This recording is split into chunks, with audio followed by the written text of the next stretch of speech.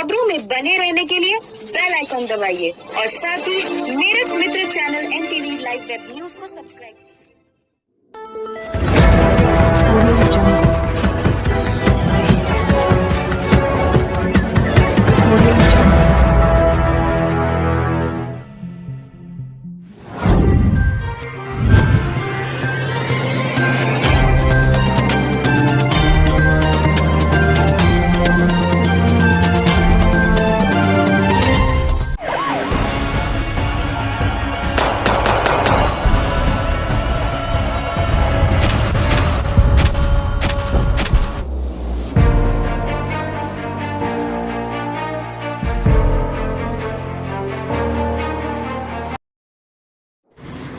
लालच की इंतहा और खूनी रिश्तों को शर्मसार तार तार कर देने वाली घटना का खुलासा आज देखिए क्राइम फाइल्स में। मेरठ पुलिस की थाना Nauchandi police team, SOG team और सर्विलांस टीम ने मात्र 24 घंटे में मेरठ के शास्त्री नगर जी ब्लॉक में हुई डबल मर्डर मिस्ट्री का सनसनीखेज खुलासा किया है। बीते दिन यानी 8 अगस्त 2022 को मेरठ के शास्त्री नगर जी ब्लॉक में एक बुजुर्ग महिला जिसकी उम्र 60 साल, नाम कौशल और उनकी धृति जिसका नाम तमन्ना था, बेरहमी से उनका कत्ल कर दिया गया था।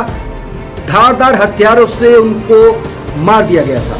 60 वर्षीय कौशल और 12 वर्षीय मासूम तमन्ना हथियारों के आगे अपनी जान बख्शने की भीख मांगती रही, लेकिन हथियारों पर खून सवार था।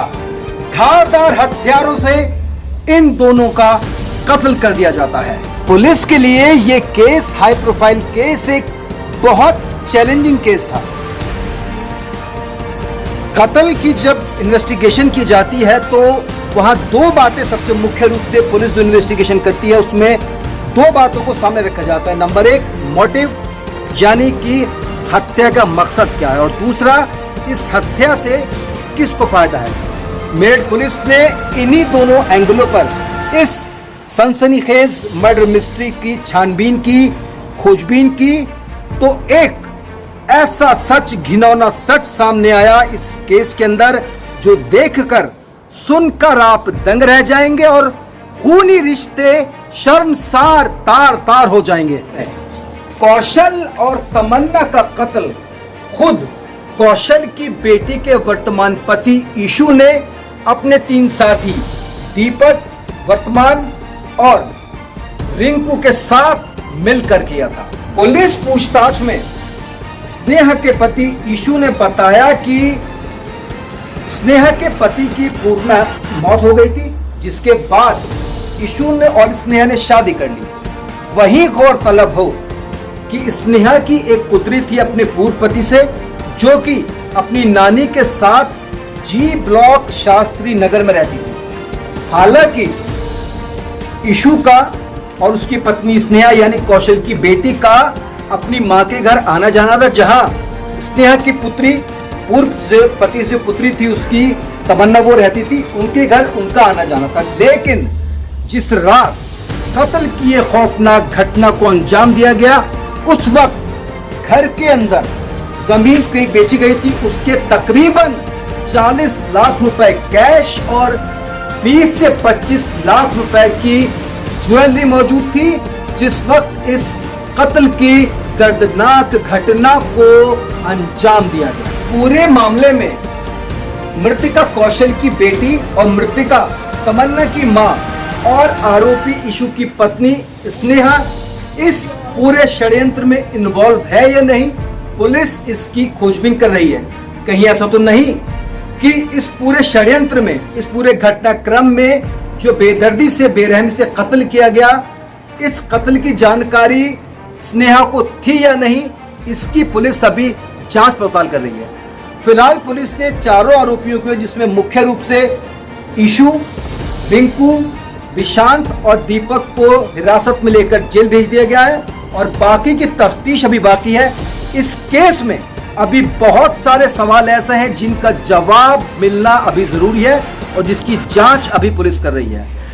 क्राइम फाइल्स में आज बस इतना ही। अगले एपिसोड में फिर आपसे मुलाकात होगी। तब तक सुरक्षित रहिए और सबको सुरक्षित रखने का प्रयास कीजिए। जय हिंद। इस पूरे प्रकरण में पुलिस के द्वारा 4 अभियुक्तों को गिरफ्तार किया गया है। इसमें जो मुख्यतः जो इसमें 12 वर्षीय लड़की है, उसका जो एक सौतेला पिता है, उसका रोल आया है और साथ में उसके जो 3 पड़ोसी हैं, इन तीनों पड़ोसियों के द्वारा ये हत्या इसमें कारित की गई है। और इसमें इनका जो मुख्य उद्देश्य था, पैसे के लालच में इनको जानकारी थी कि घर के अंदर काफ़ी अधिक पैसा रखा हुआ है, उस पैसे को हड़पने की नीयत से इन्होंने ये घटना को अंजाम दिया। और इस पूरे प्रकरण में जो 4 अभियुक्त गिरफ्तार किए गए हैं, उसमें ईशु पुत्र करण सिंह, जिसके ऊपर पूर्व में NDPS के मुकदमे भी दर्ज है। इसके अलावा इसमें रिंकू, जो इसका पड़ोसी है, विशांत और दीपक, ये चारों ही लोगों के द्वारा इसमें धारदार हथियार से, चाकू से इसमें हत्या की गई है। पुलिस के द्वारा इसमें घटनास्थल से जो DVR और मोबाइल फ़ोन यहाँ से गायब हो गए थे, जिनको ये वहाँ से साक्ष्य मिटाने के उद्देश्य से ले गए थे, उनकी तीनों ही की निशानदेही भी बरामद किया गया। साथ ही साथ लगभग 40.5 लाख रुपए के आसपास का नकदी बरामद की गई है।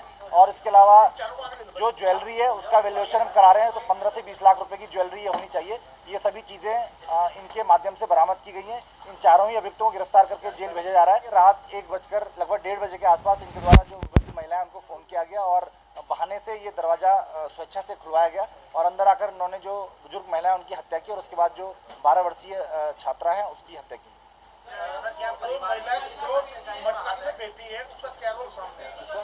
हाँ, मृतका की जो पुत्री है, उसमें घटनास्थल पर साक्ष्य मिटाने के इसमें जो हमें प्रथम दृष्टया सबूत मिल रहे हैं, लेकिन क्या इनका हत्या में सीधा रोल है या नहीं है, इसके लिए हम अभी और गहनता से छानबीन कर रहे हैं। अगर इनका उसमें भी रोल आता है तो उनके विरुद्ध भी इसी तरह की कड़ी कार्रवाई की जाएगी।